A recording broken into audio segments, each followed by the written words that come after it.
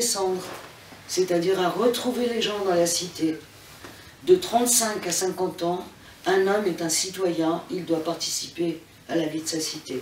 Donc on ne les veut pas à l'académie. À 50 ans, ils pourront revenir pour participer à des études, mais ils auront l'obligation de participer au Conseil des anciens.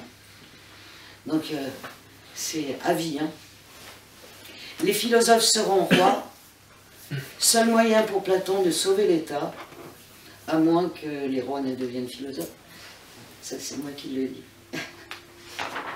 Donc, la moralité des individus correspond au caractère de l'État. Morale, politique et métaphysique sont interdépendantes.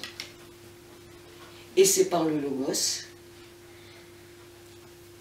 que l'on peut arracher l'homme à ses désirs inférieurs,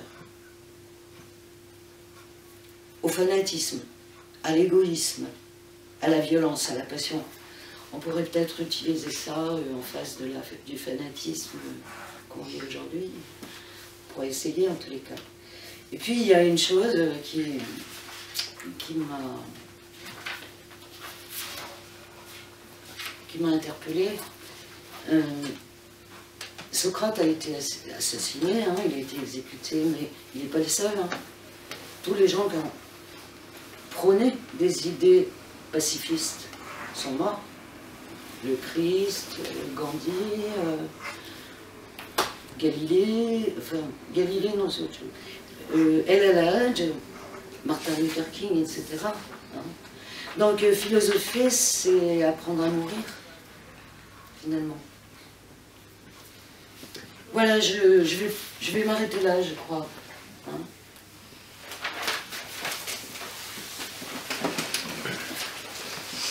Merci de m'avoir écouté.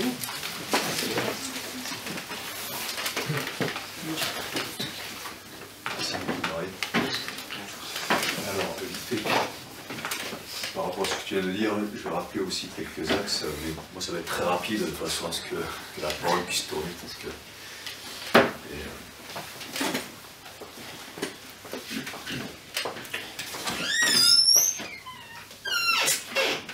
alors je propose, là on en parlera avec Marie, quand elle a parlé de la dialectique, j'avais vu qu'il y avait deux façons d'entrer en dialectique chez Socrate. L'une en rentrant profondément dans les notions, pour montrer cette vacuité finalement, le fait que souvent on ne sait pas de quoi on parle. Et il y avait une deuxième façon chez Platon, chez Socrate, c'était de pousser l'argument jusqu'au bout. Quand un sophiste donnait un argument qui semblait bon, pour montrer que les conséquences n'étaient pas vraiment bonnes. Donc ça, je vous le conseille, quand vous avez des gens qui essaient de vous enturbaner, hein, de voir s'ils connaissent vraiment la notion dont ils parlent, et si ce qu'ils disent pourrait vraiment être amené à terme, et si globalement, si dans un monde complexe, les solutions proposées seraient durables. Voilà. Par rapport à ce qu'a dit Marie aussi, que Socrate a fait descendre la métaphysique à l'intérieur de la matière de la cité, j'ai vu que le terme Platon, ça voulait dire celui qui est large d'épaule. Hein, celui qui est large, c'était un homme assez athlétique. Hein. Et moi, il me fait l'effet un peu de celui qui a fait descendre le temple grec dans la matière, un petit peu sa philosophie, sa carrure et les frontons du temple grec. Mais aussi, il a révélé des choses qu'il y avait déjà chez les présocratiques. Et on pourra revenir un petit peu sur le fait que certains le considèrent comme un pythagoricien ou d'autres comme... il y a beaucoup de choses qui ont été dites. Hein. Il s'inscrit vraiment dans la continuité. On peut penser à l'importance des nombres, que les nombres chez Platon sont très importants. Hein. Et il y a beaucoup de choses. Alors, oui, au passage, en fait, on fera une deuxième soirée sur Platon. On s'est dit avec Marie que c'est beaucoup trop vaste, on parlera d'autres choses. De l'amour. De l'amour, ouais. La musique qui va aller à l'apprentissage aussi de l'astronomie, c'est-à-dire que l'une n'était pas envisagée sans l'autre. Ça aussi, c'est assez pythagoricien par rapport à l'idée de musique des sphères et d'harmonie cosmique, d'harmonie des mondes. Il y a l'ambiguïté entre le refus du mythe et de la poésie, mais en même temps l'utilisation du mythe et de la poésie dans leur sens sacré. Du coup, ça me faisait penser à ce que disait Homère, que le rêve avait deux portes. L'une, c'était la porte de corne, et l'autre la porte d'ivoire, et que le rêve parfois mentait, mais parfois disait la vérité aussi. Donc il n'y a pas de condamnation vraiment, hein. Tu l'as fait remarquer du mythe et de la poésie, mais tout dépend de la façon dont tu l'utilises, c'est toute la question du cerveau droit.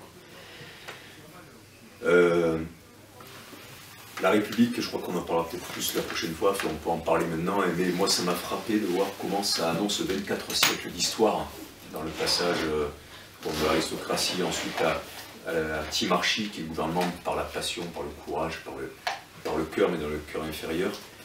Ensuite on arrive à l'oligarchie de quelques-uns, l'oligarchie on passe à la démocratie, mais qui est plus une forme un peu de démagogie par le bas, et puis la démocratie accouche de la tyrannie.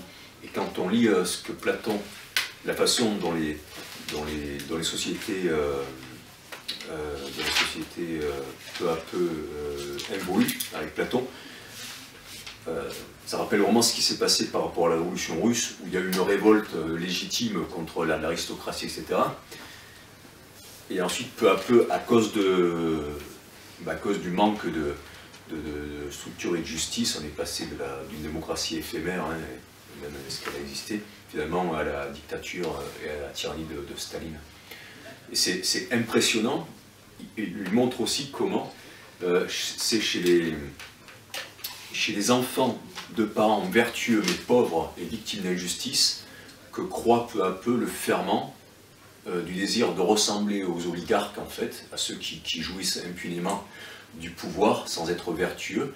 Et peu à peu, ces enfants-là, ce seront souvent les pires des oligarques, en fait, et ce sont eux qui peu à peu engendreront la tyrannie par réaction à leurs propres excès. Ça, c'est extrêmement bien observé. C'est pareil, hein, aujourd'hui, on peut voir les générations qui ont vu leurs parents exploiter, etc. Ils ont une revanche, et souvent, soit un désir de justice, mais aussi souvent un désir, bon, ben, je me gare, il n'y a pas de problème, regardez mes parents. Ça, c'est très très impressionnant de voir comment les choses se poursuivent. Moi, j'avais vraiment l'impression de voir le récit de la Révolution française ou de la Révolution russe dans la République. Voilà, on va un peu donner la parole à la salle. Qu'est-ce que vous en retirez? Puis s'il y a des gens qui veulent apporter des choses oui, aussi, hein, par sûr. rapport à Platon, après c'est très très vaste. Hein, mais... Est-ce que c'était clair? Est-ce que... C'était très clair aussi. D'accord. De toute façon, les scientifiques sont importants et merci. Je sais pas, il y a des remarques. C'est très clair. Il y a quand même un point que j'ai bien compris, c'est entre l'esprit et l'âme. Enfin, c'est toujours un point assez compliqué dans le bouddhisme aussi. Est-ce que j'ai bien compris que l'esprit nous appartient, mais l'âme, ce serait quelque chose de supérieur qui reviendrait d'avant, c'est ça? Qui doit être un peu extérieur, c'est ça? Non, pas extérieur. Mais en tout cas, qu'on ne domine pas complètement. Elle est logée en nous. Hein. Mais c'est le démiurge qui l'a logée en nous, quand même. Oui, enfin ça, c'est à vérifier. Moi, je voudrais vérifier ça, parce que c'est pas, je ne me rappelle plus. Mais non, elle est à nous, là. Ouais, mais elle nous dépasse quand même. Elle nous dépasse. Parce qu'elle vient d'un... Enfin, elle a déjà fait du chemin sans nous, c'est ça? C'est ça? Oui, bien sûr. Elle a eu plusieurs vies avant. J'ai un peu de mal à m'y faire. Oui, mais elle n'est pas étrangère à nous, c'est-à-dire qu'on est responsable de son âme. Ah oui. Moi, j'ai lu en tout cas que la source, c'était le démiurge, mais le démiurge, c'est pas comme chez les gnostiques, c'est un bon démiurge. Hein.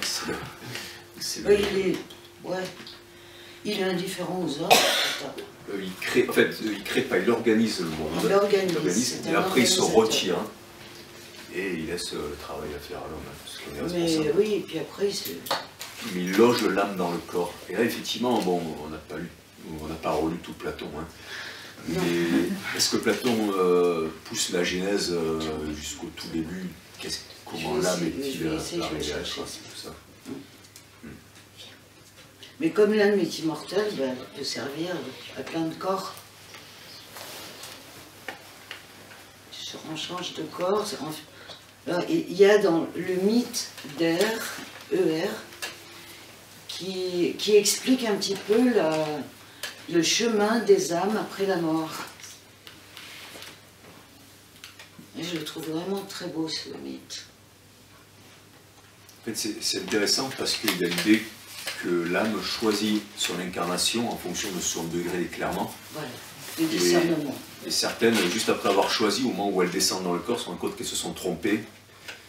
Et qu'elles sont encore victimes de leur désir inférieur qui les a fait prendre une vie au départ, enfin, apparemment extraordinaire, mais comme ils n'ont pas regardé jusqu'au bout ce que ça impliquait, entre autres c'était une tyrannie, mais elle se terminait très mal. Hein. Et en opposition, Platon nous donne l'exemple de Ulysse qui, lui, il a vécu des tas d'aventures et il a su en tirer des leçons. Et donc, il prend son temps pour choisir, il choisit le dernier, il choisit une vie tranquille, sympathique, parce qu'il n'est pas mené par ses désirs inférieurs. Parce que l'âme ramène avec elle ce qui s'est passé dans la vie d'avant. R, c'est un soldat qui a été laissé pour mort et qui est revenu à la vie plusieurs jours après et qui a vu tout ça en fait. On le cite souvent dans les livres aux expériences de mort imminente, des gens qui sont revenus après être cliniquement morts.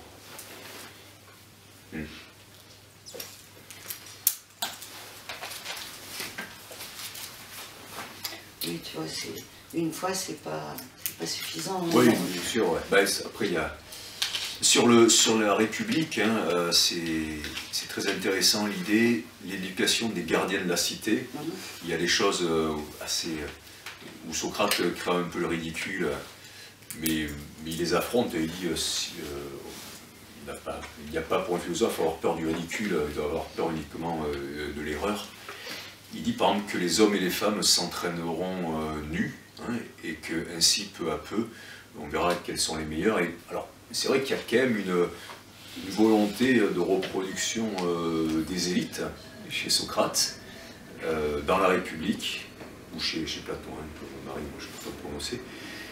Et l'idée c'est de les faire se reproduire ensemble à certains moments de l'année qui seront décidés pour accoucher d'une hyperclasse quelque part, hein, d'une classe d'élite, et ni les parents ni les enfants ne sauront quels sont leurs pères et quelles sont leurs mères, parce que tout le monde aura un peu comme ça copulé les uns avec les autres, les meilleurs en tout cas, voilà.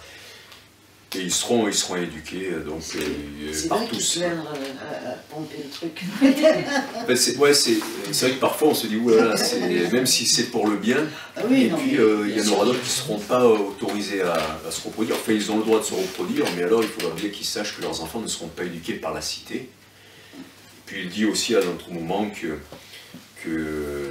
tous les hommes, que toutes les personnes au-delà de 11 ans dont on croit qu'ils risqueraient de pénétrer la jeunesse devraient être exclus de la cité une fois que cette classe commencera à émerger par la reproduction sélective et seront envoyés dans des lointaines campagnes pour pas qu'ils pervertissent la jeunesse. Ça, c'est les côtés un petit peu rudes, voilà. Mais disons que la beauté des enseignements de Platon, voilà, il ne faut pas que ça... C'est un monde fascinant. Ouais, Platon, c'est... On se rend compte que c'était aussi un homme de son époque et qu'il avait ces idées-là. Hein. Il les disait de façon assez, pour nous, assez brutale ou peut-être un peu inquiétante, mais bon. Bof. Quand tu écoutes Fillon, c'est pas mal. Hein. Oui, mais justement, il ne faut pas comparer au moins bon. Non, il était quand même en avance parce que c'était il y a 23 siècles. Quand on voit les idées quand on avance ou pas, hein, quand on voit les idées de Platon qu'on pourra appliquer 23 siècles plus tard, il y avait beaucoup plus de sagesse qu'aujourd'hui. Je trouve que ces préceptes, beaucoup de choses peuvent s'appliquer à nos jours. Donc je trouve que Platon avait quand même été bien en avance par rapport à... Merci. Après, avec ces idées justement d'eugénisme, il aurait été vu à l'heure actuelle comme un extrémiste, hein, plutôt. Oui, c'est sûr. Voilà. Ouais, là, oui.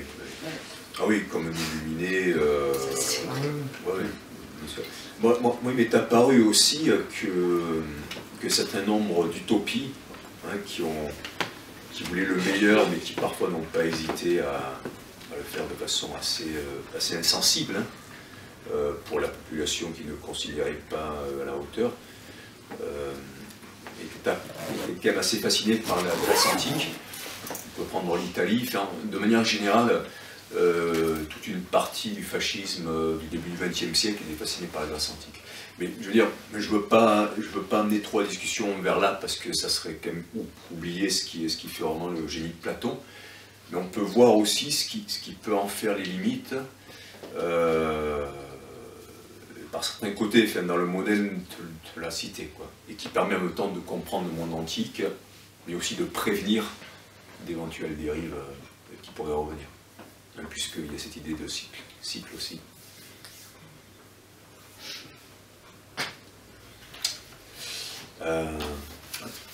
Est-ce qu'il y a des choses, de manière générale, sur Platon, sur Socrate, qui vous interpellent, que vous avez en tête, des éclaircissements, parce que c'est très vaste. Hein. Est-ce que la philosophie est vraiment dualiste?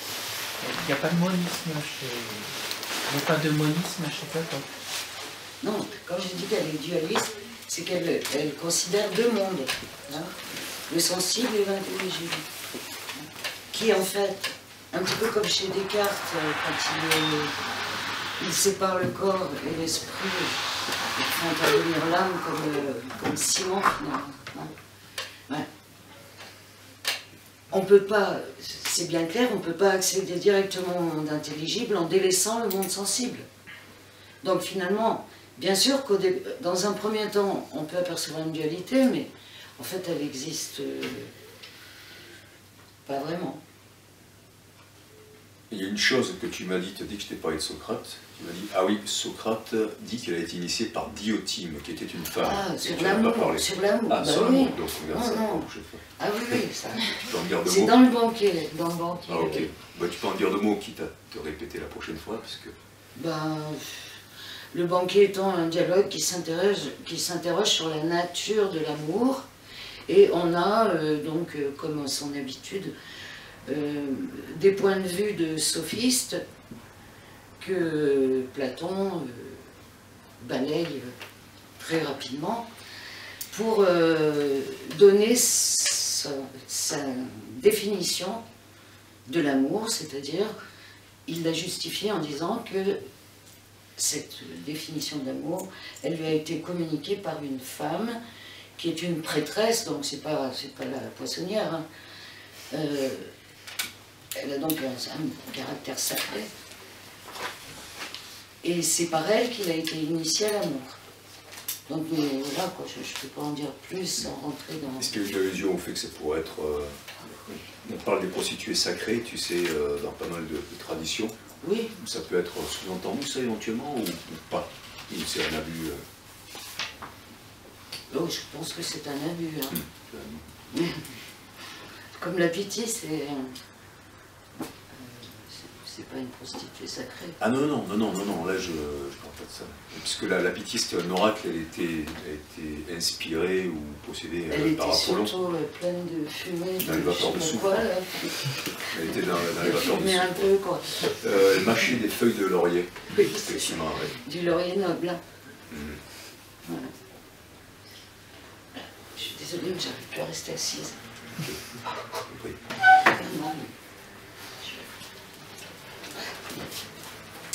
Après, sur le côté mathématique, oui, le fait que les mathématiques sont propédeutiques à la philosophie.